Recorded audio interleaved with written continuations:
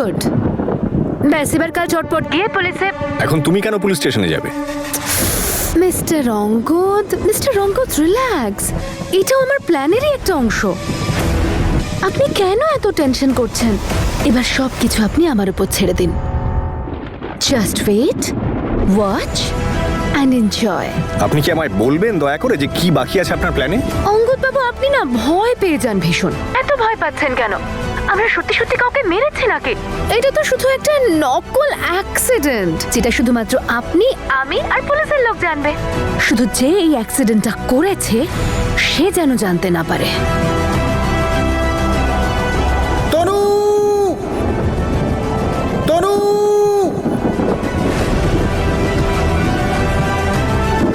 তনু! ঠিক আছে অঙ্গদ বাবু, good night, take care. যদি অঙ্গদ বাবুর এটা ফেক অ্যাক্সিডেন্ট বলে মনে হয় তাহলে সেটাই ভালো। আর সত্যিটা তো শুধু আমিই জানি, ফেক নাকি রিয়েল।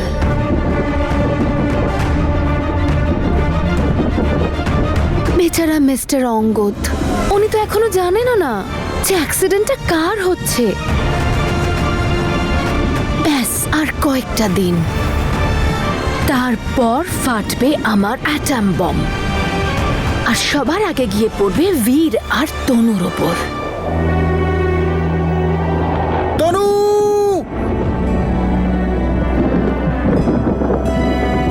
তনু!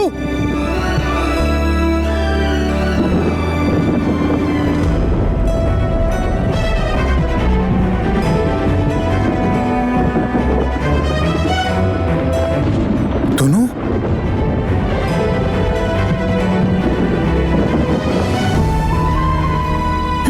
তনু! তনু!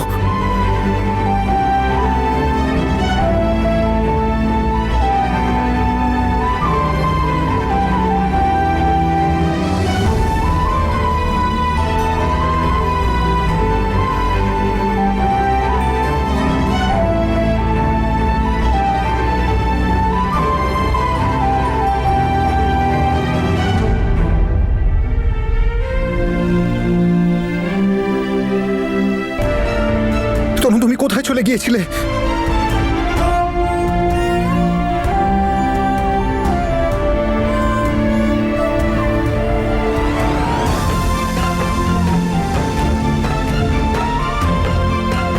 তনু, তুমি কোথায় চলে গিয়েছিলে? আমি কতটা ভয় পেয়ে গেছিলাম। আমার মনে কত দুশ্চিন্তা আসছিল। আমি তোমাকে একবার হারিয়েছি, দ্বিতীয়বার পারবো না। আমি তোমার থেকে দূরে থাকতে পারি, কিন্তু তোমায় ছাড়া থাকতে পারবো না। তুমি কোথায় চলে গিয়েছিলে? তুমি তুমি তুমি তুমি তুমি ঠিক আছো তো? কিছু বলো না।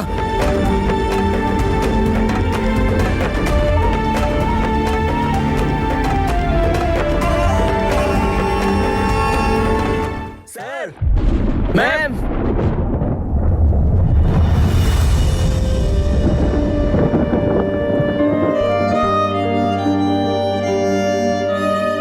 ওই তো স্যার। হ্যাঁ, ওই তো।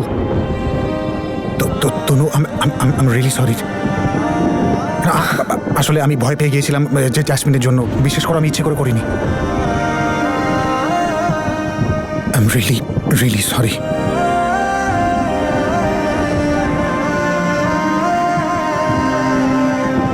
তনু ম্যাডাম, আপনি কোথায় গেছিলেন? ম্যাম, আপনার হাতে তো চোট লেগেছে।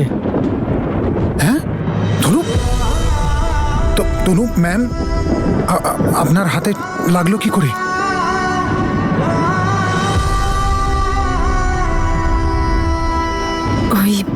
ওই আমি মেডিসিন নিয়ে ফিরছিলাম, তখনই রাস্তায় পড়ে গেলাম। মাথাটাও ঘুরতে শুরু করলো, আর আমি রাস্তাও চিনতে পারছিলাম না। কোনো রকমে আমি এখানে পৌঁছেছি। অনুজ কেমন আছে? ম্যাম, ও রেস্ট নিচ্ছে। বীর স্যার ওকে ব্যান্ডেজ করে দিয়েছে। তাও ভালো, চলো।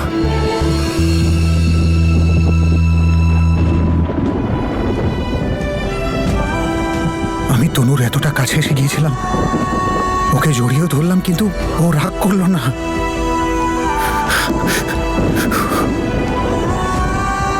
থ্যাংক ইউ উপরওয়ালা, thank you, thank you, thank you, thank you উপরওয়ালা।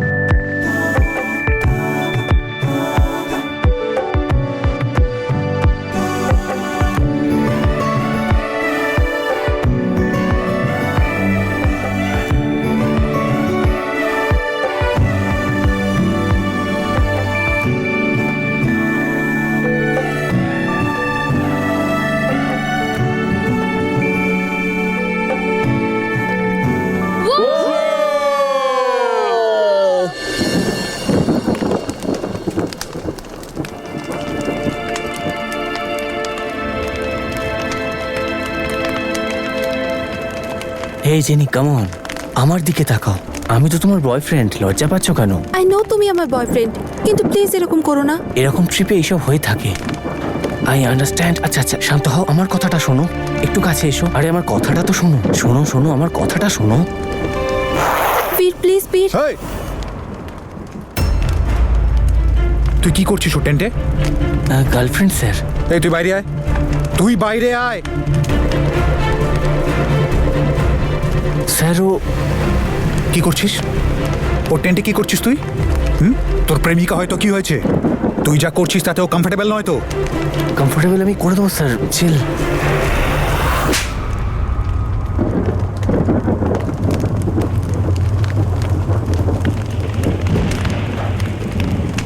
কমফোর্টেবল হবে কি হবে না সেটা ওর মর্জি। ও তোর প্রেমিকা মানে এইটা নয় যে ও তোর সম্পত্তি। ও যখন না বলছে সেই নাটাকে শোন, ওটাকে বোঝ, ওটাকে সম্মান দে। নিজেকে পুরুষ বলতে চাইলে মহিলাদের সম্মান করতে শেখ। মেয়েদের সম্মান? আপনার মুখে ঠিক এই কথাটা মানাচ্ছে না স্যার। আপনি হয়তো ভুলে গেছেন, কিন্তু আমরা সবাই জানি আপনি কি করেছেন আপনার ওয়াইফের সাথে। এক বোনের সাথে বিয়ে আর একজনের সাথে অ্যাফেয়ার।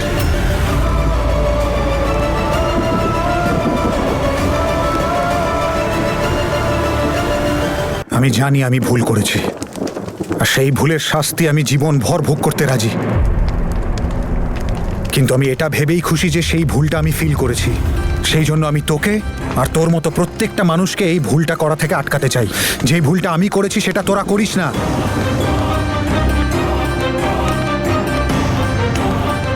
যেটা আমি নিজের ভুল থেকে শিখেছি সেটাই আমি তোদের শেখাতে চাই। যদি সময় থাকতে তোদের মতো বয়সী ছেলেদের শিখিয়ে দেওয়া যায় যে কোনটা ঠিক কোনটা ভুল, যদি ওদের শিখিয়ে দেওয়া যায় যে মহিলাদের সম্মান কিভাবে করতে হয়, তাহলে সোসাইটিতে কোনো অন্যায় হবে না।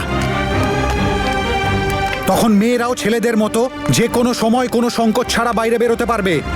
আর এটাই তো আমাদের করা উচিত, রাইট? আমার পরিবারের লোক আমার অন্যায়তে কোনোদিনও আমার পাশে থাকেনি, তাই আমি শিখতে পেরেছি যে ফ্যামিলি আর মহিলাদের ইম্পর্টেন্সটা কোথায়।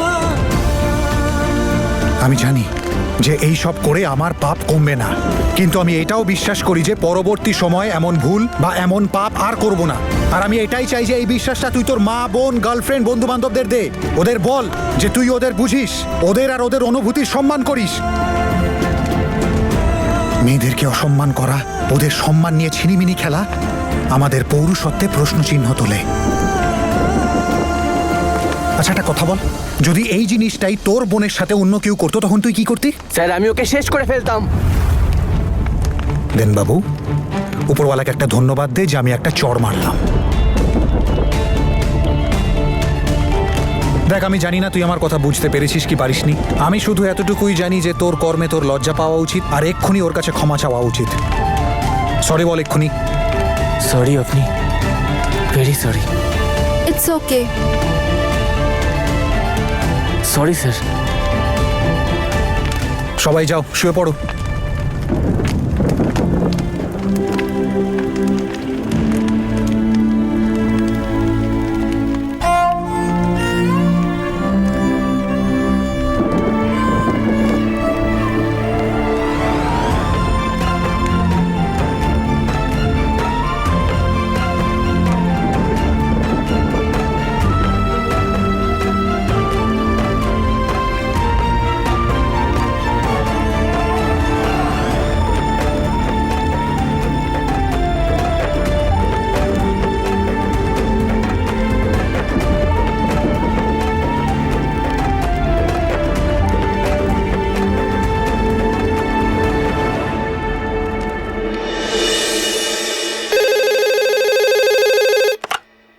Hello, inspector Samaresh share.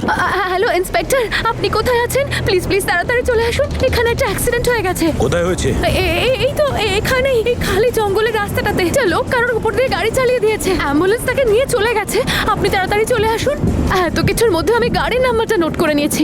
Very good job madam, number বলুন। আপনি ওখানে ওয়েট করুন, আমরা আসছি। ওকে ওকে, থ্যাংক ইউ স্যার। রণজিৎ, গাড়ি বার করো এখনই, অ্যাক্সিডেন্ট হয়েছে। এই খারাপ খারাপ ভেবে ভেবে আর খারাপ কথা বলে বলে আমার জীবনটাও না একেবারে তেতো হয়ে গেছে। চল জ্যাসমিন, আজ একটু মিষ্টি খাওয়া যাক। লাড্ডু মুখ মিষ্টি তো আজকে করতেই হবে। কংগ্রাচুলেশন জ্যাসমিন, তোর অর্ধেক কাজ হয়ে গেছে। রেখে দিয়ে এবার আসবে আমার শান্তির ঘুম।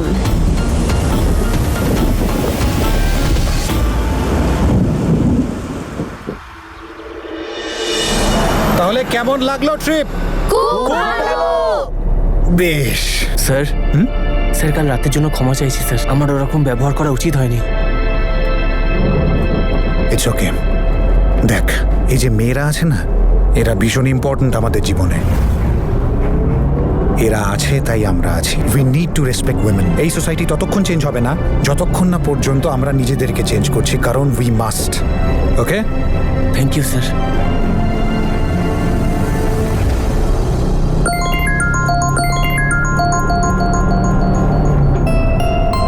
আরে বুঝো, কি হয়েছে? সব ঠিক আছে তো? আঙ্কেল আন্টি মানা করেননি তো? শোন, দেখ, তুই টেনশন নিস না, আমি ফিরে এসে কথা বলছি। দিদি ঠিক আছে? তুই ঠিক আছিস? কি হলো বুঝো, কেন ওকে বিরক্ত করছো? আরে তখন থেকে কথাই বলে যাচ্ছে, আমাকে বলতেই দিচ্ছে না। মা বাবা রাজি। হ্যাঁ, কি বলছিস? সত্যি? কি করে মানালি তুই? যেরকম তুই বলেছিলিস ব্যাস একটা জোরে শ্বাস নিলাম আর বলে ফেললাম। পুরো একদমে বলে ফেলেছি আমি। মা বাবা, আমি সিমরানকে ভালোবাসি, বিয়ে করলে একমাত্র ওকেই করব, নাহলে আমি বিয়েই করব না। আঙ্কেল আন্টি একবারই মেনে গেলেন? একটুখানি সময় লেগেছিল বটে। দেখ, বাবাকে পছন্দের জিনিস খাওয়ালাম, মাকে দই বড়া খাওয়ালাম, দুজনকে একসাথে বসালাম, একটুখানি বোঝালাম আর বুঝেও গেল, মেনেও নিল। আর তোর ওই দিনের আইডিয়াটা যা কাজে লেগেছিল না, সেদিন থেকেই মা তো একদম সিমরানকে খুব ভালোবেসে ফেলেছিল। দিদি, কি হয়েছে? কিছু বলবে? ওই